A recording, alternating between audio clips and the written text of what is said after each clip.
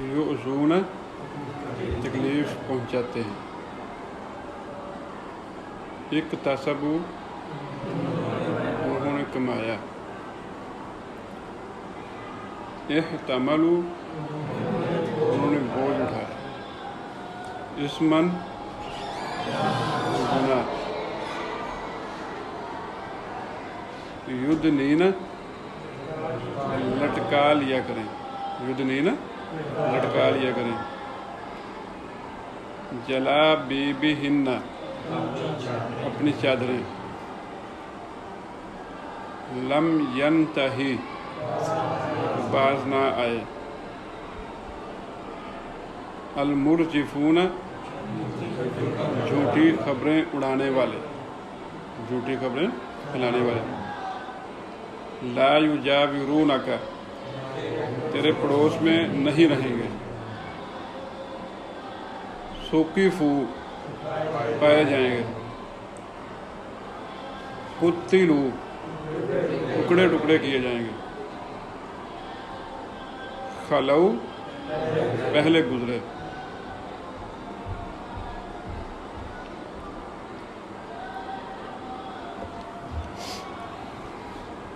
ان اللہ بے شک اللہ وملائکتہ اور اس کے فرشتے یصلون صلاۃ بھیجتے ہیں، یصلون صلاۃ بھیجتے ہیں علی النبی نبی پر، یا ایھا الذین آمنوا اے لوگوں جو ایمان لائے ہو، صلو صلاۃ بھیجو علیہ اس پر، وسلموا اور سلام بھیجو، تسلیما سلام بھیجنا، یہ مصدر ہے، سلموا یہ فعل ہے، ان الذین بے شک وہ لوگ جو یؤذون اللہ ورسولہ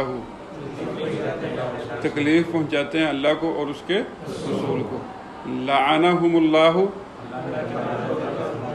اللہ نے ان پر لعنت کی ہے، فی الدنیا والآخرۃ وأعد لہم اور اس نے تیار کیا ہے ان کے لیے عذاب مہینہ رسوا کرنے والا عذاب، اردو میں بھی لفظ استعمال ہوتا ہے نا اہانت، تو کسی کی بے عزتی کرنا، کسی کو ذلیل کرنا، تو رسوا کرنے والا عذاب، والذین اور وہ لوگ جو یؤذون تکلیف پہنچاتے ہیں، المؤمنین مومن مردوں کو، ایمان والے مردوں کو، والمؤمنات اور ایمان والی عورتوں کو، بغیر مکتسبوا بغیر اس کے جو انہوں نے کمایا ہے، انہوں نے کیا ہے، یعنی اس کے ساتھ تکلیف دیتے ہیں جو انہوں نے کیا نہیں ہے، فقد احتملوا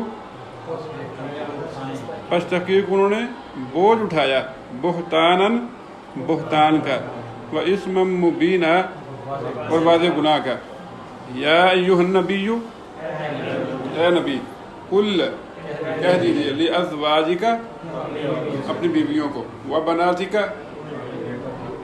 اور اپنی بیٹیوں کو، وبناتک اور اپنی بیٹیوں کو، بنت کہتے ہیں نا ایک بیٹی کو، تو اس کی جمع ہے بنات، اپنی بیٹیوں کو، ونساء المؤمنین اور ایمان والی عورتوں کو، مومنوں کی عورتوں کو، یدنین ابھی بڑا ہے وہ لفظ میں نے پہلے اس لیے رکھے ہیں سبق کے اندر نا، میں نے پہلے اس لیے کر دیے تاکہ پتہ لگے کس نے غور سے وہ دیکھے پڑھے ہیں، یدنین لٹکا لیا کریں، من جلابیبہن اپنی چادروں میں سے کچھ، ذالک یہ ادنا زیادہ قریب ہے، ان یعرفنا کہ وہ پہچانی جائیں، کہ وہ پہچانی جائیں، فلا یؤذین اور ان کو تکلیف نہ دی جائے، وکان اللہ اور اللہ ہے غفوراً بخشنے والا، رحیماً رحم کرنے والا، لئن البتہ اگر، لئن البتہ اگر، لم ینتہی نہ باز آئے، المنافقون منافق، والذین فی قلوبہم مرض اور وہ لوگ جن کے دلوں میں مرض تھا، بیماری تھی، والمرجفون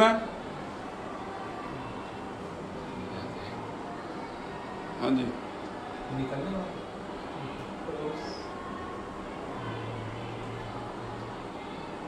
جھوٹی خبریں اڑانے والے، جھوٹی خبریں پھیلانے والے، فی المدینہ تھی مدینہ میں، کون باز نہ آئے؟ منافق جن کے دلوں میں بیماری ہے اور مدینہ میں جھوٹی خبریں پھیلانے والے۔ لَنُغْرِيَنَّكَ بِهِمْ، ضرور ہم تجھ کو ان پر مسلط کر دیں گے، ثُمَّ لَا يُجَاوِرُونَكَ، پھر وہ تیرے پڑوس میں نہیں رہیں گے، فیہا اس میں، الا یعنی اس مدینہ میں، الا مگر، قلیلا بہت تھوڑی دیر، ملعونین وہ لعنت کیے گئے ہیں، لعنت سے ہے نا، ملعونین وہ لعنت کیے گئے ہیں، اینما ثقفوا جہاں بھی وہ پائے جائیں گے، اخذوا پکڑے جائیں گے، وقتلوا اور ٹکڑے ٹکڑے کیے جائیں گے، تقتیلا ٹکڑے ٹکڑے کیا جانا، یہ مصدر ہے وہ پیچھے فعل ہے۔ سنت اللہ، اللہ کا طریقہ ہے، اللہ کا طریقہ ہے، سنت ہے، فی الذین ان لوگوں میں، خلو جو پہلے گزر گئے، من قبل اس سے پہلے، ولن تجد اور ہرگز تو نہیں پائے گا، لسنت اللہ اللہ کے طریقے میں، اللہ کی سنت میں، تبدیلا اسی طرح کی تبدیلی۔ بے شک اللہ اور اس کے فرشتے نبی پر صلات بھیجتے ہیں، اے لوگوں جو ایمان لائے ہو اس پر صلات بھیجو اور سلام بھیجو، خوب سلام بھیجنا۔ بے شک وہ لوگ جو اللہ اور اس کے رسول کو تکلیف پہنچاتے ہیں، اللہ نے ان پر دنیا اور آخرت میں لعنت کی اور ان کے لیے ذلیل کرنے والا عذاب تیار کیا۔ اور جو لوگ مومن مردوں اور مومن عورتوں کو تکلیف دیتے ہیں بغیر کسی گناہ کے جو انہوں نے کمایا ہو، تو یقیناً انہوں نے بڑے بہتان اور صریح گناہ کا بوجھ اٹھایا۔ اے نبی اپنی بیویوں اور اپنی بیٹیوں اور مومنوں کی عورتوں سے کہہ دے کہ وہ اپنی چادروں کا کچھ حصہ اپنے پر لٹکا لیا کریں، یہ زیادہ قریب ہے کہ وہ پہنچانی جائیں تو انہیں تکلیف نہ پہنچائی جائے، اور اللہ ہمیشہ سے بے حد بخشنے والا، نہایت رحم والا ہے۔ یقیناً اگر یہ منافق لوگ اور وہ لوگ جن کے دلوں میں بیماری ہے اور مدینہ میں جھوٹی خبریں اڑانے والے لوگ باز نہ آئے تو ہم تجھے ضرور ہی ان پر مسلط کر دیں گے، پھر وہ اس میں تیرے پڑوس میں نہیں رہیں گے مگر کم، اس حال میں کہ لعنت کیے ہوئے ہوں گے، جہاں کہیں پائے جائیں گے پکڑے جائیں گے اور ٹکڑے ٹکڑے کیے جائیں گے، بری طرح ٹکڑے کیا جانا، اللہ کے طریقے کی طرح ان لوگوں میں جو پہلے گزرے، اور تو اللہ کے طریقے میں کبھی کوئی تبدیلی نہیں پائے گا۔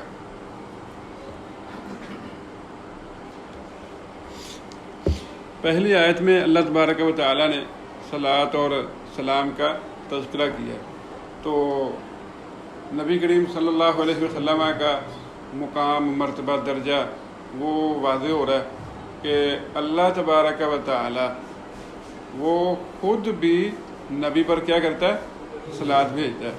اللہ تعالیٰ کا صلاۃ بھیجنا یہ ہے کہ اللہ اپنے نبی پر رحمت کرتا ہے، رحمتوں کا نزول، برکات کا نزول ہوتا ہے، اور پھر اللہ تعالیٰ اپنے پاس موجود وہ انتہائی مقرب فرشتوں میں اپنے اس نبی کا تذکرہ کرتا ہے، فرشتوں کو اس نبی کی طرف بھیجتا ہے، پیغام رسانی ہوتی ہے، تو یہ اللہ کی کیا ہے؟ صلاۃ ہے۔ فرشتوں کی صلاۃ یہ ہے کہ فرشتے اللہ کے نبی علیہ الصلاۃ والسلام کے لیے رحمت کی دعا کرتے ہیں، تو ایمان والوں کو بھی اللہ تبارک و تعالیٰ نے یہی حکم دیا ہے۔ نبی کریم صلی اللہ علیہ وسلم نے ارشاد فرمایا کہ وہ بندہ بخیل ہے جس بندے کے پاس میرا ذکر کیا گیا اور اس نے مجھ پر درود نہ پڑھا، اور اسی طرح اللہ کے نبی علیہ الصلاۃ والسلام نے ارشاد فرمایا کہ اس بندے کی ناک خاک آلود ہو جس کے پاس میرا ذکر ہو اور پھر اس نے وہ مجھ پر درود نہیں پڑھا۔ تو یہ درود جیسے ہم نماز میں پڑھتے ہیں اسی طرح ہی عام روٹین میں پڑھنا چاہیے، وہی درود جو ہم نماز میں پڑھتے ہیں وہی بھی پڑھا جا سکتا ہے، اور وہ الفاظ جو ہم ہر بار اللہ کے نبی علیہ الصلاۃ والسلام کے نام کے ساتھ کہتے ہیں صلی اللہ علیہ وسلم یا علیہ الصلاۃ والسلام، یہ بھی درود کے ہی برابر ہیں۔ تو پھر فضیلت اللہ تعالیٰ نے اس کی بڑی رکھی ہے، 10 بار جو بندہ ایک بار پڑھتا ہے اللہ تعالیٰ اس پر 10 بار رحمت بھیجتا ہے۔ پھر نبی کریم صلی اللہ علیہ وسلم نے ارشاد فرمایا کہ جو بھی بندہ کسی مجلس میں بیٹھتا ہے اور اس میں مجھ پر درود نہیں بھیجتا، قیامت کا دن ہوگا وہ ان کا بیٹھنا ان کے لیے باعث افسوس ہوگا، باعث افسوس ہوگا۔ قیامت والے دن ان کو پشیمانی ہوگی، ندامت ہوگی کہ ہم اس مجلس میں بیٹھے تھے، اتنے گھنٹے بیٹھے تھے، تو ہم نے اللہ کے نبی علیہ الصلوۃ والسلام پر درود کیوں نہیں پڑھا تھا۔ تو اب اس کا معنی یہ نہیں ہے بالکل کہ کوئی بندہ جو ہے نا وہ الگ سے وقت نکالے، 5 منٹ الگ مختص کر لیے جائیں کہ بھئی یہ 5 منٹ میں پہلے سارے درود پڑھ لو، ٹھیک ہے۔ اللہ کے نبی علیہ الصلوۃ والسلام بھی وہ اپنے صحابہ کے ساتھ مل کے مجالس وہ آپ کی بھی ہوا کرتی تھی، لیکن کبھی کسی صحابی نے ایسا وہ نہیں بیان کیا کہ نبی کریم صلی اللہ علیہ وسلم نے اپنے صحابہ سے کہا بھی یہ جو ہے نا کیا اس مجلس کو محفوظ کرنے کے لیے تم جو ہے یہ 2 منٹ ہیں، یہ 5 منٹ ہیں، یا ابھی جو ہے نا وہ آپ درود پڑھنا شروع کر دیں سارے۔ جب اللہ کے نبی علیہ کوئی مجلس بھی ایسی ہونی نہیں چاہیے جس میں نبی کریم صلی اللہ علیہ وسلم کا نام نہ لیا گیا ہو۔ جس نے بولا اس نے بھی وہ درود پڑھنا ہے، جس نے سنا اس نے بھی کیا کرنا ہے، درود پڑھنا ہے۔ تو ایک مجلس جو ہے، ایک گفتگو جو ہے، ایک درس جو ہے، ایک جمعہ جو ہے، اس میں پتہ نہیں کتنی بار ہی یہ اللہ کے نبی علیہ الصلوۃ والسلام پر درود پڑھا جاتا ہے۔ تو یہ اسی طرح ہی ہے۔ تو ہماری مجالس جو ہے نا یہ برکت والی ہو سکتی ہیں، روحانیت سے بھرپور ہو سکتی ہیں، اللہ کی طرف سے جو ہے نا یہ برکات والی ہو سکتی ہیں اگر ہم پابندی کریں۔ تو دیکھا یہ جاتا ہے کہ لوگ عام طور پر خاموشی وہ بیٹھے رہتے ہیں، یا اپنی سوچ میں مگن ہوتے ہیں، یا ان کو جو ہے نا اس بات کا احساس اور ادراک ہوتا ہی نہیں ہے کہ اللہ کے نبی علیہ الصلوۃ والسلام کا نام لیا گیا ہے۔ دیکھیں نا پیچھے پڑھ کے آئے ہیں النبی اولا بالمؤمنین من انفسہم، نبی ایمان والوں پر ان کی اپنی جانوں سے بڑھ کر زیادہ حق رکھتا ہے، ٹھیک ہے۔ تو میں آپ جو ہے نا سب سے زیادہ ترجیح کس کو دیتے ہیں؟ اپنی جان کو۔ سب سے مہنگی جو ہے نا کسی بھی بندے کے لیے سب سے قابل ترجیح جو چیز ہے وہ بندے کی اپنی جان ہے۔ تو اس جان سے بھی بڑھ کر اللہ کے نبی علیہ الصلوۃ والسلام کا حق ہے۔ تو پھر یہ کیسے جو ہے نا ہو سکتا ہے کہ ایک مسلمان مومن جو ہے نا وہ سستی کرے اللہ کے نبی علیہ الصلوۃ والسلام پر درود بھیجنے میں۔ دوسری آیت میں اللہ اور اس کے رسول کو ایذا دینے کے حوالے سے سزا بیان کی ہے، لعنہم اللہ فی الدنیا والآخرہ، ایسے لوگوں پر جو اللہ اور اس کے رسول کو ایذا دیتے ہیں دنیا و آخرت میں لعنت ہے، اور پھر اللہ نے ایسے لوگوں کے لیے ہی رسوا کرنے والا عذاب تیار کیا ہے۔ اللہ کو ایذا دینے سے کیا مراد ہے؟ جو لوگ اللہ کو تکلیف دیتے ہیں، جی اللہ کو کوئی تکلیف دے سکتا ہے؟ تو پھر یہ کیا مطلب ہے اس کا؟ اللہ کے ساتھ شرک کرنا ہے، ٹھیک ہے۔ یہ کیا ہے؟ تکلیف ہے اللہ تعالیٰ کو، جیسے وہ یا اللہ تعالیٰ کی صفات کے بارے میں وہ نامناسب باتیں کرنا۔ یہودی کہا کرتے تھے ید اللہ مغلول، اللہ کے تو ہاتھ ہی بندھے ہوئے ہیں۔ عیسائی کہتے تھے المسیح ابن اللہ، وہ یہودی کہتے تھے عزیر ابن اللہ، عزیر کو اللہ کا بیٹا قرار دیا ہے، انہوں نے مسیح کو اللہ کا بیٹا قرار دے دیا۔ اچھا پھر مکہ کے مشرک وہ فرشتوں کو اللہ کی بیٹیاں کہا کرتے تھے، وہ بتوں کو جو ہے نا وہ اللہ کی بیٹیاں جو ہے نا وہ قرار دیتے تھے۔ تو یہ کیا ہے؟ اللہ کو ایذا، تکلیف۔ نبی کریم صلی اللہ علیہ وسلم نے ارشاد فرمایا، وہ سنن نبی داؤد کی آخری حدیث ہے، یؤذینی ابن آدم یسب الدہر، ابن آدم مجھے تکلیف دیتا ہے، ابن آدم مجھے تکلیف دیتا ہے۔ اللہ تعالیٰ فرما رہے ہیں ابن آدم بندہ مجھے کیا کرتا ہے؟ تکلیف دیتا ہے۔ کیسے؟ یسب الدہر وانا الدہر، وہ زمانے کو برا بھلا کہتا ہے، بڑا ہی خراب زمانہ آ گیا، جبکہ وہ جانتا نہیں ہے کہ زمانہ میں ہی ہوں۔ یہ دن رات کو بدلنے والا پلٹنے والا کون ہے؟ میں ہوں۔ جو بھی وقت آیا کسی بندے پر جیسا بھی آیا وہ لے کے کون آیا ہے؟ میں آیا ہوں۔ تو وہ بندہ اس زمانے کو برا نہیں کہہ رہا، اس کو گالی نہیں دے رہا، مجھے گالی دے رہا ہے۔ تو مجھے گالی دے کے مجھے کیا کرتا ہے؟ تکلیف پہنچاتا ہے۔ نبی کریم صلی اللہ علیہ وسلم نے فرمایا، صحیح بخاری میں حدیث موجود ہے، ما احد اصبر علی اذن یسمعه من اللہ یدعون له الولد ثم یعافیہم ویرزقہم، اللہ سے بڑھ کے کسی تکلیف پر صبر کرنے والا کوئی نہیں ہے۔ سب سے زیادہ کوئی کسی تکلیف پر اگر صبر کرتا ہے نا، کون کرتا ہے؟ اللہ تبارک و تعالیٰ۔ کہ کیسے؟ وہ لوگ کہتے ہیں کہ اللہ کی اولاد ہے، یہ کیا ہے؟ اللہ کو تکلیف ہے۔ لوگ وہ کہتے ہیں کہ اللہ نے اولاد بنائی ہوئی ہے۔ اللہ تعالیٰ یہ سن کے بھی پوری طاقت رکھنے کے باوجود لوگوں کو عافیت بھی دیتا ہے، صحت بھی دیتا ہے، ان کے معاملات حل بھی کرتا ہے، ان کو دنیا کی دولت بھی دیتا ہے، ان کو رزق بھی دے رہا ہے، ٹھیک ہے؟ تو یہ اللہ سے بڑھ کے، تو مجھے کوئی گالی دے تو میں اسے پانی پلاؤں گا؟ میرے باپ کو کوئی گالی دے تو وہ پھر مجھ سے اچھے سلوک کی امید رکھتا ہے؟ ہو ہی نہیں سکتا کہ میں اسے کیسے اچھا سلوک کروں گا؟ اگر میں اچھا سلوک کروں تو میں تو بہت بڑا بےغیرت ہوں ابھی. ہم تو یہی کہتے ہیں نا. تو اللہ تبارک و تعالیٰ سارا کچھ سن کے، اب جتنے دنیا میں جو ہے نا وہ لوگ ہیں، وہ کروڑوں ہیں، اربوں لوگ ہیں جو ہے نا اللہ تعالیٰ کی نافرمانیاں کیے جا رہے ہیں، کفر بھی کیے جا رہے ہیں، شرک بھی کیے جا رہے ہیں، اور اس کے اوپر پورے پختہ ہیں، کار بند ہیں، ملحد بنتے جا رہے ہیں. تو اللہ تبارک و تعالیٰ کیا سب کی گردنیں ایک ہی وقت میں مروڑ نہیں سکتا؟ اس کے لیے کوئی مشکل ہے؟ نہیں. لیکن اللہ تبارک و تعالیٰ کیا کر رہا ہے؟ ان کو رزق باقی اپنے ماننے والوں سے زیادہ دے رہا ہے. ایسے ہی ہے نا، لوگ کہتے ہیں یورپ نے بڑی ترقی کر لی ہے، وہ سارے کافر ہیں، مشرک ہیں اور بے دین ہیں، تو وہ ترقی ان کی زیادہ ہے. تو یہ اللہ کو ایذا ہے. اچھا، پھر رسول اللہ صلی اللہ علیہ وسلم کو ایذا دینا وہ بھی اسی طرح ہی ہے کہ آپ کی نافرمانی کرنا، آپ کی حجب کرنا، آپ کی توہین کرنا، قول کے ساتھ، عمل کے ساتھ. جیسے جو ہے نا لوگوں نے کیا، کسی نے جو ہے نا وہ ساحر کہا، کسی نے جادوگر کہا، کسی نے شاعر کہہ دیا، پھر وہ جس نے آپ کے اوپر اوجڑی پھینکی، جس نے جو ہے نا وہ آپ کے رستے میں وہ کانٹے بچھائے، جس نے جو ہے نا وہ آپ کے گلے میں رسی وہ کپڑا ڈال کے اس کو بال دینے شروع کر دیے، تو جس نے آپ کو کہا کہ آپ نے انصاف ہی نہیں کیا. تو یہ ساری جو چیزیں تھیں یہ کیا ہیں؟ رسول اللہ صلی اللہ علیہ وسلم کو ایذا ہے. تو اللہ کے نبی علیہ الصلوۃ والسلام تو ایمان والوں کے لیے، مومنوں کے لیے، بلکہ کے سارے جہانوں کے لیے کیا ہیں؟ رحمت ہیں. تو آپ کو جو ہے نا ایذا دینا، تکلیف دینا. تو اس سے اگلی آیت میں اللہ تبارک و تعالیٰ نے بہتان کے بارے میں کہا ہے کہ جو لوگ مومن مردوں پر اور مومن عورتوں پر اس چیز کے بارے میں اس چیز کے ساتھ تکلیف دیتے ہیں جو انہوں نے کیا ہی نہیں ہے. تو ایسے لوگوں نے کیا کیا ہے؟